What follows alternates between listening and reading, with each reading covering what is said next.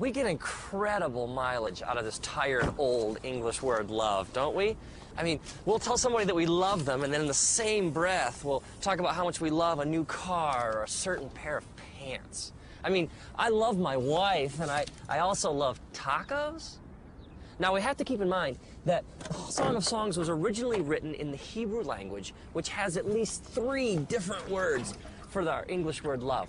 The first word we find is the word raya. Raya would be translated literally as like friend or a companion, somebody you hang out with. We might even translate it as like the word soulmate.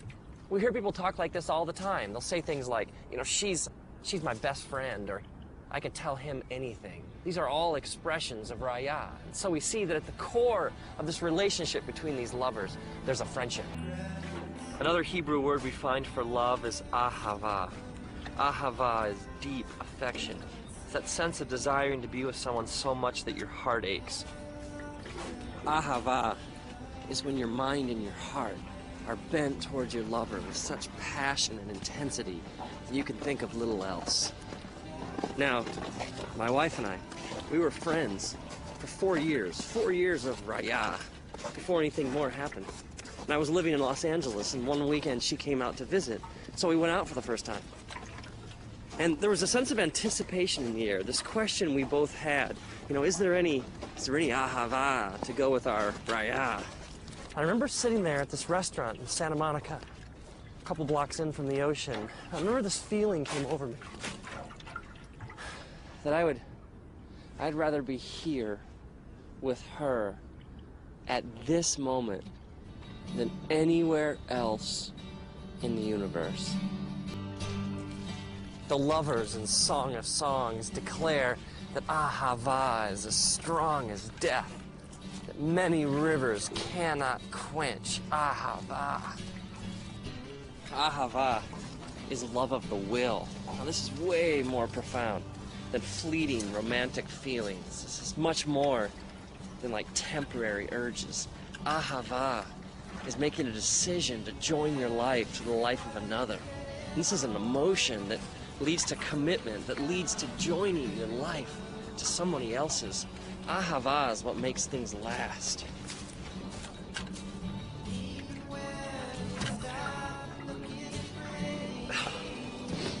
Maybe this would help. Let's think of these loves, these dimensions to a relationship as flames. Okay, first we had our raya flame. That's like the friendship, the soulmate aspect of a relationship.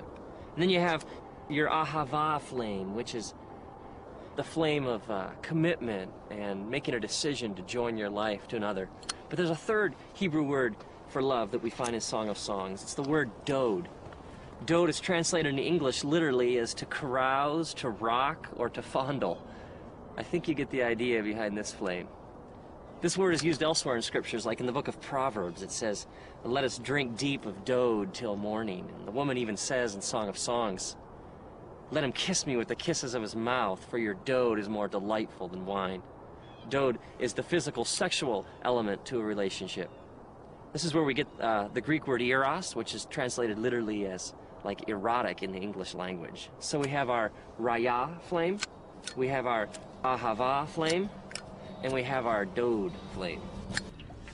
See, the one flame burning all by itself will never be as hot as all the flames burning together. I mean, we were created for all the flames to burn as one. I mean, think about all the ways that we mess this up. I mean, take an affair for an example.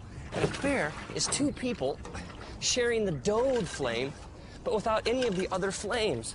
Without the raya or the ahava. I mean, there's no friendship, there's no commitment, there's no loyalty, no sacrifice. And I mean, there's dode, but there's no raya or ahava. It's 2 people trying from this one flame, the dode flame, to get all the heat of the 3 flames burning together. I mean, no wonder it leaves a person empty and unfulfilled. We were created for so much more. And so the person keeps coming back to this one flame over and over again, and yet it never truly satisfies. It can't. Or how about the couple who have been married for years, and they're still together. There's still some commitment. I mean, there's still some ahava, but let's be honest, there's not much else. There's no friendship. There's no sex. And they neglect the flames, and eventually they flicker, and they fade, and they go out.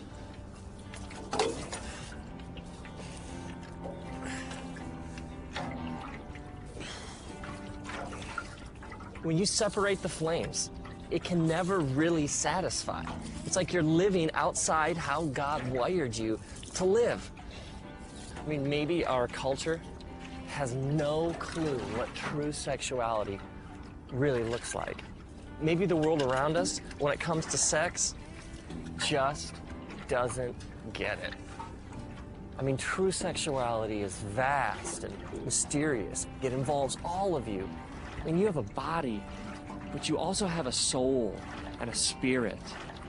And love is two people coming together and giving all of themselves to each other forever. And now, may you honor the way that God created you. May you have a profound sense of respect for the fact that you are a deeply spiritual and mysterious being, and that love is ultimately a profoundly spiritual thing.